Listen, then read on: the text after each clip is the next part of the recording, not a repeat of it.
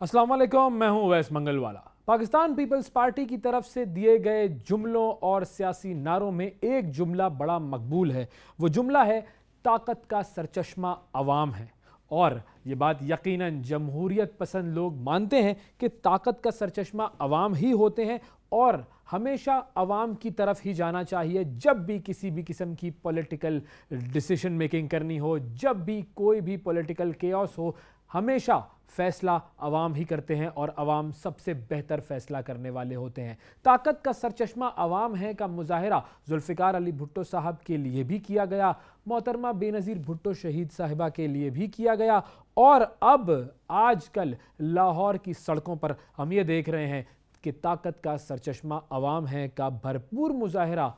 इमरान खान साहब के लिए भी किया जा रहा है। लाहौर की आवाम हज़ारों की तादाद में निकली हुई है। ज़मान पार्क के गिर्द वो अपने लीडर को पुलिस की गिरफ्तारी से बचाने के लिए मौजूद हैं। पुलिस की तरफ से शेलिंग हो रही है, लाठीचार्ज हो रहा है, और बिल्कुल वैसे ही जवाबात आवाम की तरफ से यानी पीटीआई के जियालों की तरफ से दिए जा रहे हैं पुलिस को, और इमरान खान साहब की गिरफ्तारी को रोकने की हर मुमकिन कोशिश की जा रही है। अब अगर हम देखें तो ये तमाम जो लोग थे, जो सियासतदान थे, यानी कि जुल्फ़िकार अली भुट्टो साहब, बेनज़ीर भुट्टो साहिबा और इमरान खान साहब, ये तमाम लोग वो हैं कि जिनके साथ कुछ ना कुछ गड़बड़ हुई पाकिस्तानी सियासत में। और अगर क्योंकि हम रीसेंट बात कर रहे हैं तो इमरान खान साहब को जब हटाया गया था अप्रैल 2022 में, तो उसके बाद से तो पूरे पाकिस्तान की सियासत में यूं कहिए कि गोया एक भूचाल सा आ गया था, और इमरान खान साहब बार बार उस भूचाल का इजहार करते रहते थे, बार बार उस भूचाल को उबाल देते रहते थे, और बार बार सारी दुनिया को ये बताते रहते थे कि अवाम मेरे साथ हैं। वो जब क्रिटिसाइज़ करते थे शहबाज शरीफ को, वो जब क्रिटिसाइज़ करते थे नवाज़ शरीफ को, वो जब क्रिटिसाइज़ करते थे आसिफ अली जरदारी साहब को यानी कि पीपल्स पार्टी को और PMLN को, तो वो ये कहते थे कि ये करप्ट लोग हैं, ये चोर लोग हैं और इन्हें मुसल्लत कर दिया गया है, और अवाम मेरे साथ हैं। और ये अवाम की जो सपोर्ट है, इसी सपोर्ट के सहारे वो अपनी सियासत का दावा करते थे। और ये जो ताकत का सरचश्मा अवाम है, इमरान खान साहब के लिए ये जुमला जब सही तरीके से इस्तेमाल हुआ तो इसकी दो मिसालें मैं आपको दे देता हूँ। एक तो वो मिसाल कि जब इमरान खान साहब को निकाला गया था तो सारे पाकिस्तान में जगह जगह हमें नज़र आया कि अवाम बाहर निकली और उन्होंने इमरान खान साहब के निकाले जाने के ख़िलाफ़ एहतजाज किया। बड़ा पुरअमन एहतजाज था वो, और सारी दुनिया ने देखा कि कैसे सारे लोग एक लीडर के लिए बाहर आ गए। फिर उसके बाद हमने ये भी देखा कि वही असेंबली जिसे इमरान खान साहब ठोकर मार कर असेंबली से बाहर चले गए थे, जब वो इलेक्शन में खड़े होते हैं 7 सीटों पर ज़िमनी इंतखाबात में, जब उन्होंने कॉन्टेस्ट किया तो 6 सीटों पर अवाम ने उन्हें मुंतखब किया, 6 सीटों पर वो जीते। और अवाम ये बात जानती थी कि इमरान खान साहब ने असेंबली में वापस नहीं जाना, लेकिन लोगों का एतमाद उन पर इतना ज़्यादा था कि उन्होंने इमरान खान को ही वोट दिया, क्योंकि वो ये बताना चाहते थे इमरान खान को कि हाँ, हम आपके साथ हैं। इमरान खान ये बात मानता था कि ताकत का सरचश्मा अवाम है और अवाम उनके साथ हैं। अब ये जुमला जो कि ये बताता है कि ताकत का सरचश्मा अवाम है, ये असल में किसको सुनाया जा रहा है? पीपल्स पार्टी की तरफ से भी जब ये जुमला कॉइन किया गया था, किसको सुनाया जा रहा था? और जब इमरान खान साहब ने मुजाहरा किया, हमेशा लोगों को, दुनिया को ये बताया कि हाँ, अवाम मेरे साथ है, तो वो किसको बताना चाह रहे थे? वो बताना चाह रहे थे पाकिस्तान की इस्टेब्लिशमेंट को। पाकिस्तान की इस्टेब्लिशमेंट के साथ वैसे तो हर सियासतदान का रिलेशनशिप रहा है, जुल्फ़िकार अली भुट्टो हों, चाहे बेनज़ीर हों, चाहे नवाज़ शरीफ हो, चाहे इमरान खान साहब हो, हर एक का ताल्लुक़ इस्टेब्लिशमेंट से रहा है। लेकिन जब इमरान खान साहब को निकाला गया तो उन्होंने इस बात का बरमला इजहार करना शुरू किया। पहले नवाज़ शरीफ साहब ने भी यही किया था, जब उन्होंने मुझे क्यों निकाला का एक नारा लगाया और लोगों के सामने उन्होंने ये एक सवाल छोड़ा कि मुझे बताया जाए कि मुझे क्यों निकाला गया, तो उन्होंने शुरू में तो बड़े ढके छुपे अल्फाज में ज़िक्र किया था। लेकिन अगर हम इमरान खान साहब की स्ट्रैटेजी को देखें तो इमरान खान साहब ने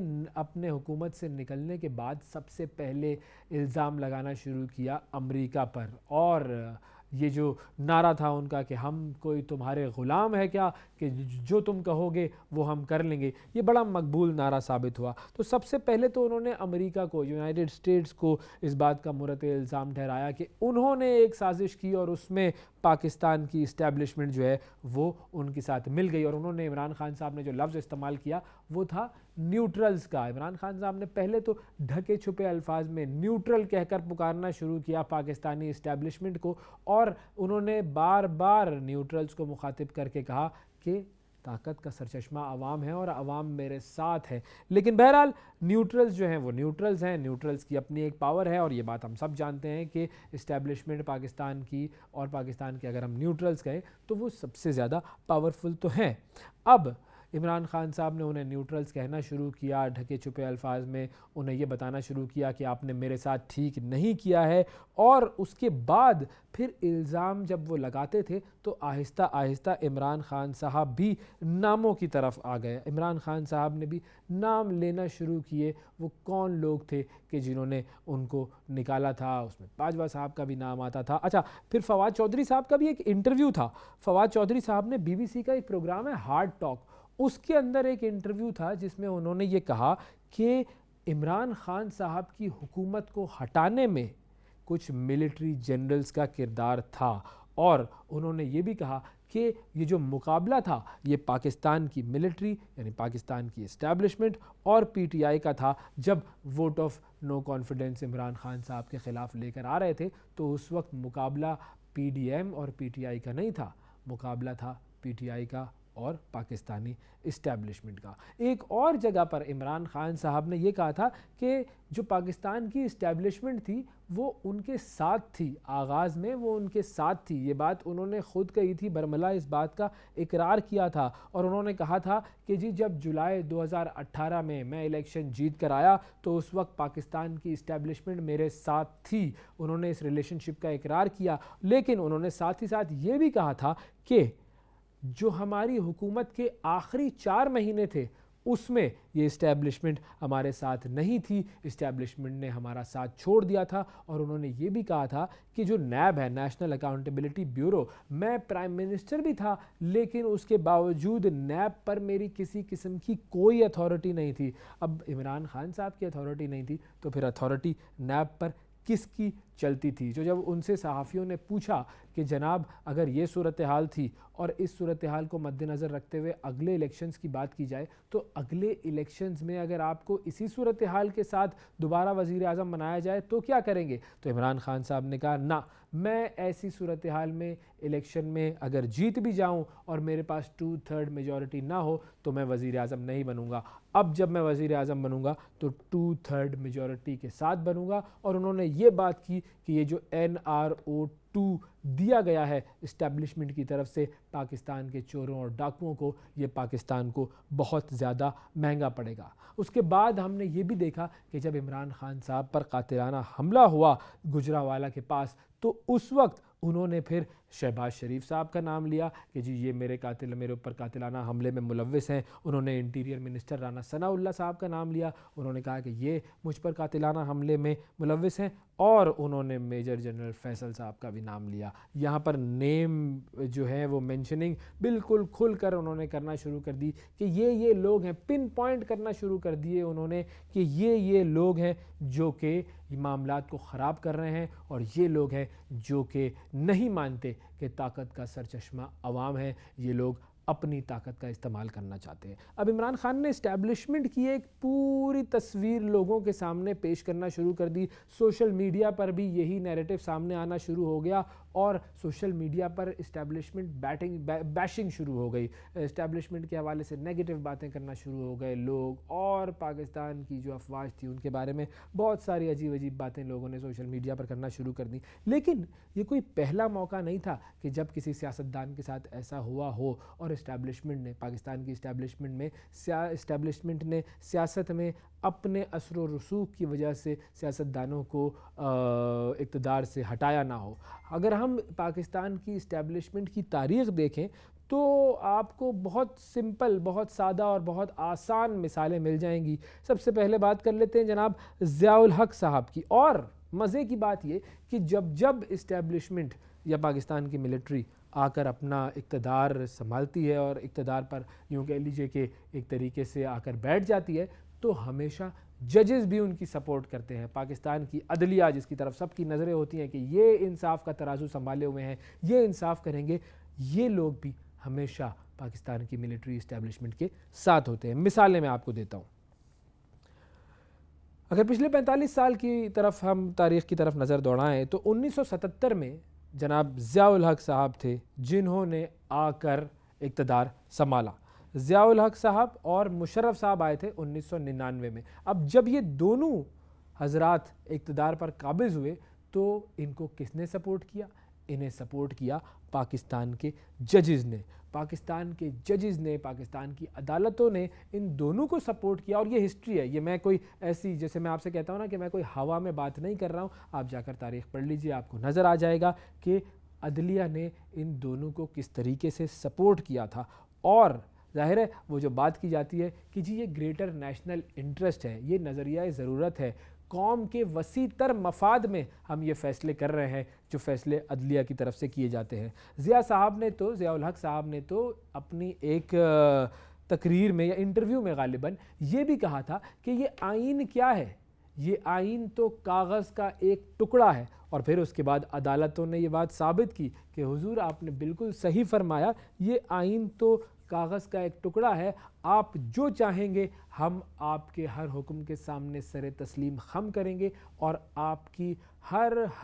حرکت کو, آپ کے ہر کام کو ہم انڈورس کریں گے. ہم کہیں گے ہاں واقعی جو آپ کر رہے ہیں وہ ٹھیک کر رہے ہیں. اور اس کے بعد اس کی ایک اور بڑی خطرناک مثال سامنے آئی تھی جب ایک جج نے, جنہوں نے ذوالفقار علی بھٹو کو پھانسی کی سزا سنائی تھی, انہوں نے بعد میں یہ بھی کہا تھا کہ یہ تمام جو ڈیسیشنز ہم نے لیے تھے یہ ضیاء صاحب کے پریشر کی وجہ سے لیے تھے اور ان کا قانون سے کوئی لینا دینا نہیں تھا. ضیاء صاحب چلے گئے, اس کے بعد دور شروع ہوتا ہے بے نظیر بھٹو صاحبہ کا اور نواز شریف صاحب کا, اور جس طریقے سے ہر 2-3 سال کے بعد ان کی حکومتوں کو گرایا گیا, ان پر کرپشن کے الزامات لگائے گئے, اور ایک یوں کہہ لیجئے کہ ایک پوری دہائی ہم نے یوں دیکھ لی کہ جس میں ہر 2-3 سال کے بعد پاکستان کے منتخب حکمرانوں کا تختہ الٹ دیا جاتا تھا. اس کے پیچھے جو اس چیز کو جسٹیفائی کرنے والے یا اس چیز کو سپورٹ کرنے والے, آرٹیکل 58(2)B کی باتیں کرنے والے, وہ تھے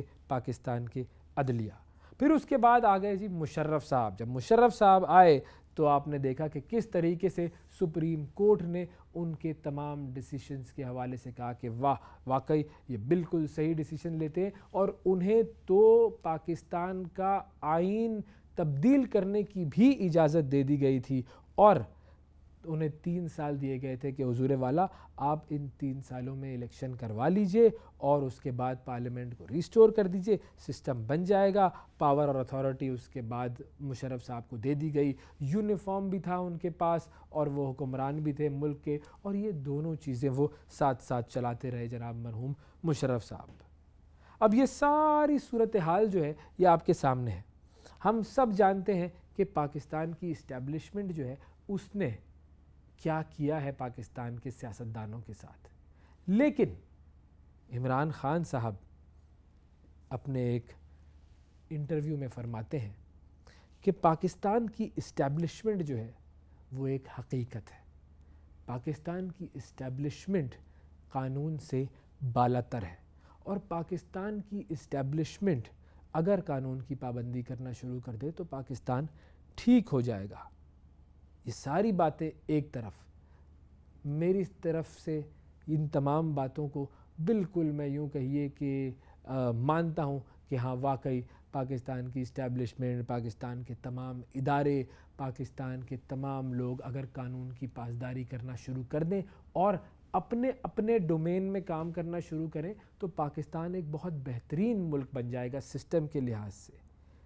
تمام عوام بھی یہ بات مانتی ہے, تمام عوام اپنے لیڈروں کی باتوں کو مان کر ان کے لیے سڑکوں پر نکلتی ہے. لیکن پھر عمران خان صاحب کا ایک اور بیان سامنے آتا ہے اور وہ کہتے ہیں کہ میں اسٹیبلشمنٹ سے گفتگو کرنے کے لیے آج بھی تیار ہوں, اور اگر وہ مجھ سے رابطہ کریں گے بات کرنے کے لیے تو میں ان سے بات کر لوں گا. अभी वो मुझसे बात नहीं करना चाह रहे।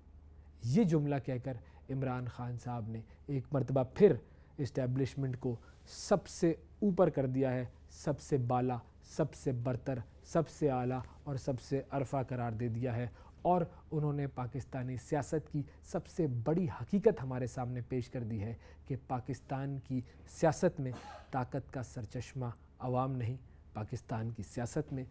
ताकत का सरचश्मा इस्टेब्लिशमेंट है। और उनसे जब भी बात हो जाएगी मामलात तय हो जाएंगे, मामलात सही हो जाएंगे। अवाम